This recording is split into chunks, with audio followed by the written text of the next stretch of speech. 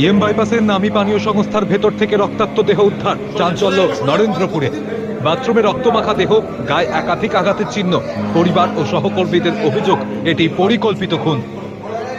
EM bypass সংলগ্ন এক নামী পানীয় প্রস্তুতকারক সংস্থার ভেতর থেকে এক যুবকের রক্তাক্ত দেহ উদ্ধার ঘিরে তীব্র চাঞ্চল্য ছড়িয়েছে নরেন্দ্রপুর এলাকায়। শুক্রবার সকালে সংস্থার বাথরুম থেকে উদ্ধার হয় সংস্থার কর্মী কবির হোসেন মোল্লার রক্তমাখা দেহ। তার গায়ে একাধিক আঘাতের চিহ্ন স্পষ্টভাবে দেখা গেছে। মাত্র 8 মাস আগে বিয়ে হয়েছে তার। এই মর্মান্তিক ঘটনার পর পরিবার ও সহকর্মীদের মধ্যে ক্ষোভের ঝড় বইছে। পরিবার ও সহকর্মীরা অভিযোগ তুলেছেন এটি পরিকল্পিত খুনের ঘটনা। তাদের দাবি 22শে অক্টোবর দুপুরের পর থেকেই কবিরের সঙ্গে সমস্ত যোগাযোগ বন্ধ হয়ে যায়। পরিবারের সঙ্গে ওই দিন দুপুর শেষবার কথা হয়েছিল তার। এরপর থেকে ফোন বন্ধ থাকায় সন্দেহ দেখা দেয়।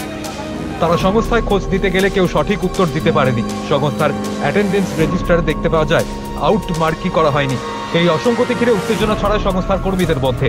পরিবার ও সহকর্মীরা দাবি করেছেন কবিরকে পরিকল্পিতভাবে সংস্থার ভেতরেই খুন করা হয়েছে। তাদের অভিযোগ, ঘটনার পর থেকেই সংস্থার কর্তৃপক্ষ গা ঢাকা দিয়েছে।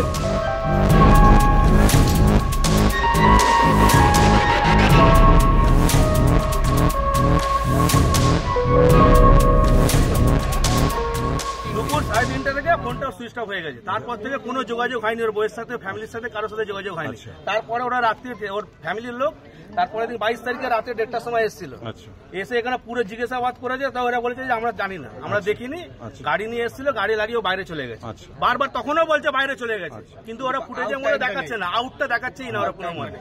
রিকোয়েস্ট করা যে 23 তারিখের যে গল্পটা বললাম, সন্ধ্যেবেলা আমরা গিয়ে যখন অফিসারের সাথে এসে যখন সবকিছু করার পরে যখন বলছি, তার সত্ত্বেও ওরা ফুটেজের মধ্যে কোন রকম ভাবে দেখাতে চাইছে না। আমরা বললাম যে দরকার পড়লে আপনারা ভেরিফিকেশন করুন না একটুখানি, আমরা রয়েছি তো সাথে। দরকার পড়লে আমরা আরো ছেলে নিয়ে আসছি, খুঁজে নেবো আমরা। কি মনে করছেন? কোনো মতে ওরা বলে মারা ছাড়ার কিছু নেই। এর মধ্যে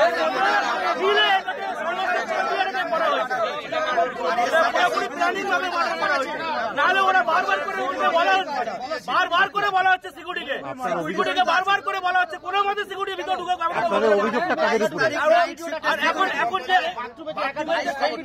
আপনাদের অভিযোগটা কাদের উপরে? আপনাদের অভিযোগটা পুরো টিমের উপরে, এদের পুরোটার মধ্যে এদের সবার হাত আছে। পুরো টিম, এদের পুরো টিমের উপরে আমাদের পুরো আছে। কেন করতে পারে বলে মনে করছেন এরকম? এটা আমরা বলতে পারবো না, আমরা তো জানি না কি জন্য কি হয়েছে না হয়েছে, কিন্তু আমরা এটা নিয়ে পুরোটাই আমরা এটার মধ্যে জড়িত আছে সবাই। আমরা যখন দেখি এখানে ঢুকেই অফিসে মোটামুটি সিকিউরিটি গার্ড থেকে শুরু করে স্টাফ কয়েকদিন উপস্থিত ছিলেন। এখন পাখা ঘুরছে, লাইট অন, সব গায়ে। এটা কিসের সংকেত বহন করছে আমরা জানতে চাইছি। আমরা ম্যানেজমেন্টের কাছে জানতে চাইছি এটা একটা পরিকল্পিত মার্ডার, সম্পূর্ণ পরিকল্পিত মার্ডার। একটা ছেলে যার ইন আছে, আউট নেই, সেক্ষেত্রে আমরা কি বুঝবো? রাত 1:30টার সময় তার ফ্যামিলির লোক এসে তাকে ঢুকতে দেওয়া হয়নি। কেন ঢুকতে দেওয়া হয়নি? আজকে ম্যানেজমেন্টে জবাব দিতে হবে। তা না হলে আমরা এত ছেলে আজকে এখানে বডি নিয়ে যেতে দেবো না। এর সম্পূর্ণ আমরা একদম সঠিক বিষয় আমরা চাইছি। শুক্রবার দুপুরে সংস্থার মেন গেটের সামনে বিক্ষুব্ধ জনতা বিক্ষোভে ফেটে পড়েন। পরিস্থিতি সামাল দিতে নরেন্দ্রপুর থানার পুলিশ ঘটনাস্থলে পৌঁছে তদন্ত শুরু করে।